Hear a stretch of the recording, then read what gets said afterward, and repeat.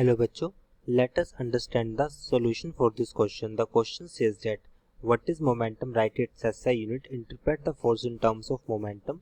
Represent the given situation graphically. Momentum versus velocity when mass is fixed. Momentum versus mass when velocity is constant. So यहाँ पर अब सबसे पहले हमें momentum को डिफाइन करना पड़ेगा और साथ में इसकी SI यूनिट हमें यहाँ पे लिखनी है. तो फर्स्ट हम इसमें की कंसेप्ट की बात करते हैं. जो क्वेश्चन में की कंसेप्ट जो होगा, की कंसेप्ट में यहाँ पर हम लिख सकते हैं कि जो फोर्स जो होता है हमारे पास वो डायरेक्टली प्रोपोर्शनल होता है rate of change of momentum.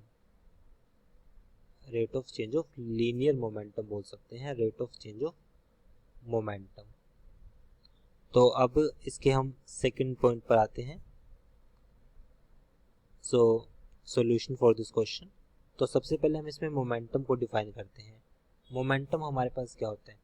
Momentum को सिंपली हम डिफाइन करेंगे. It may be defined as the product of mass and velocity. The product of mass and velocity is known as momentum. Is known as momentum. That is P, जो equal होगा mass into velocity के. सो अगर हम इसकी SI unit की बात करें तो यहाँ पर इसकी SI यूनिट क्या हो जाएगी? मास के लिए हो जाएगी किलोग्राम, वेलोसिटी के लिए हो जाएगी मीटर पर सेकंड. ये हो जाएगी. अब साथ में मुझे इसमें ग्राफिकली इसको शो करना है. ग्राफिकली मुझे अब इसको शो करना है क्या होगा. तो यहाँ से देख सकते हैं कि momentum versus mass, momentum versus mass for fixed mass. Fixed mass first, साथ में मुझे इसमें रिप्रेजेंट करनी है interpret force in term of momentum. So momentum force that is directly proportional to change in momentum mv minus mu, जहाँ पर v final velocity, u initial velocity. तो इसको अगर हम कांस्टेंट के टर्म्स में लिख सकते हैं, k हमारे पास कांस्टेंट है, v minus mu divide by t, जहाँ पर k की वैल्यू को हमने 1 पुट किया. f इक्वल्स टू k, हमारे पास k को हमने यहाँ पे 1 पुट किया है. सो k तो हमारे पास कांस्टेंट है, तो यहाँ से लिखेंगे m v minus you divide by T.